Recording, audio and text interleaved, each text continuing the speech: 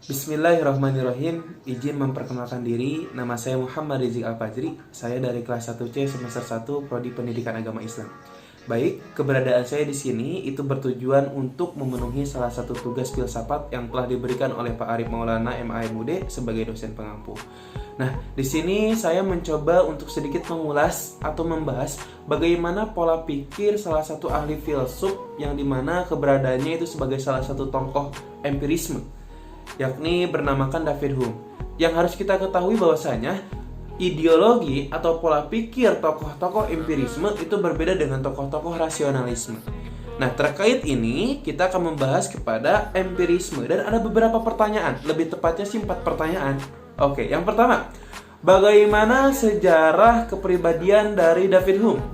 Dan yang kedua, apa sih itu pengetahuan dan bagaimana cara kita memperolehnya?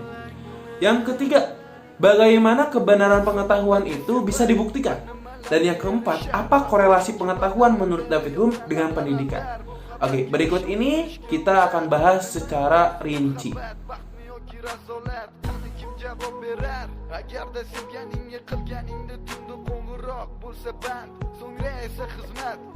David Hume dilahirkan di daerah Edinburgh, Skotlandia pada tanggal 26 April 1711 sebagai anak kedua dari seorang tuan tanah di daerah utara Skotlandia.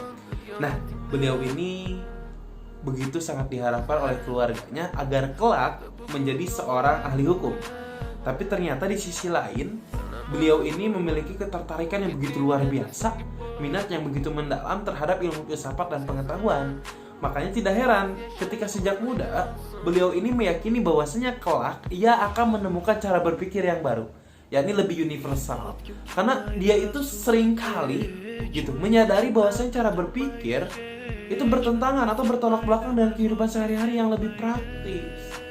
Dan setelah sekian lama beliau bergulat dengan pemikirannya, beliau berhenti dan kembali kepada profesi awalnya, yaitu sebagai saudagar. Dan ada hal yang menjadi perhatian saya pribadi. Ternyata David Hume ini pernah mengalami gangguan kesehatan jiwa yang dimana dia seringkali murung, kemudian seringkali menangis tanpa tahu sebabnya apa. Dan kemudian ia pindah ke Prancis dan melanjutkan aktivitas kesehariannya itu sebagai penulis. Nah, kemudian ketika sudah berada di Prancis, beliau bertemu dengan beberapa tokoh empirisme, yakni ada John Locke, kemudian ada juga George Berkeley. Nah, di sana beliau belajar kemudian menemukan pengalaman-pengalaman baru dan pada akhirnya dia begitu menciptakan banyak karya-karya, salah satunya yaitu Dialectics Concerning Natural Religion.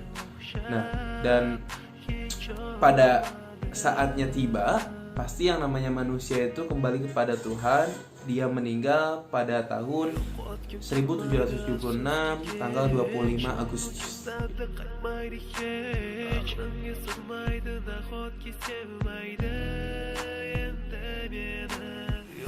Pengetahuan ialah kemanunggalan antara subjek dan objek. Nah, tapi kira-kira menurut David Hume, yaitu salah satu tokoh empirisme, bagaimana sih cara mendapatkan pengetahuan? Nah, menurut para tokoh empirisme, termasuk menurut David Hume, bahwasanya pengetahuan itu didapatkan ketika kita mendapatkan pengalaman. Tentu cara berpikir para tokoh empirisme ini itu saling bertolak belakang dengan para tokoh rasionalisme. Kalau menurut para tokoh rasionalisme, pengetahuan itu didapatkan secara rasio, gitu. Tapi di sini bukan berarti tokoh empirisme dengan tokoh rasionalisme saling menyalahkan, bukan. Tapi di sini mereka beranggapan bahwasanya penyebab yang paling unggul atau penyebab terbesar atas pengetahuan itu apa?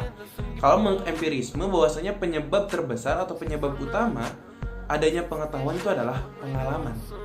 Kalau misalkan menurut rasionalisme, bahwasanya penyebab terbesar dari pengetahuan itu adalah rasio.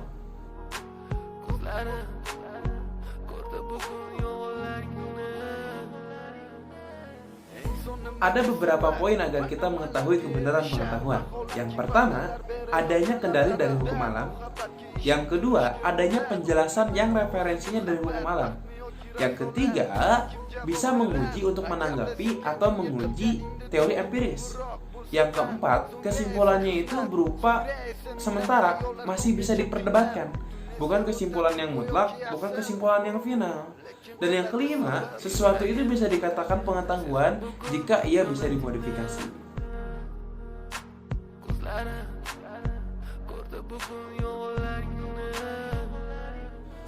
Korelasi antara pengetahuan menurut David Hume dengan pendidikan itu begitu sangat luar biasa. Kenapa? Seringkali kita mendengarkan quotes yang seperti ini, bahwasanya pengalaman itu adalah pelajaran yang sangat berharga. Karena setiap masing-masing orang memiliki pengalaman yang berbeda.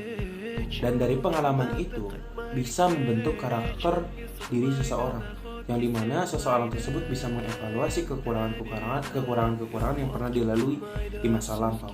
Untuk apa? Untuk menjadi ajang perbaikan di hari-hari berikutnya atau di masa depan. Contoh simpel kalau misalkan korelasi antara pengetahuan menurut David Hume dengan pendidikan yang kita sandingkan dengan siswa, itu dimana siswa bisa memperbaiki pencapaian-pencapaian sebelumnya. Misalkan di ruang lingkup sekolah, ya kita kerucutkan menjadi kelas, ya yang asalnya dulu kurang maksimal ketika belajar, kemudian mendapatkan hasil yang kurang maksimal pula, itu bisa diperbaiki di hari-hari berikutnya. Kenapa? Itu termasuk kepada pengetahuan yang dimana sesuai dengan pemahaman David Hume. Atau mungkin barangkali perspektifnya perspektif guru. Kita contohkan misalkan guru itu akan menjadi pengajar yang baik ketika sudah mengalami berbagai pengalaman dengan metode A, metode B, metode C. Nah, itulah korelasi antara pemahaman pengetahuan menurut David Hume dengan pendidikan.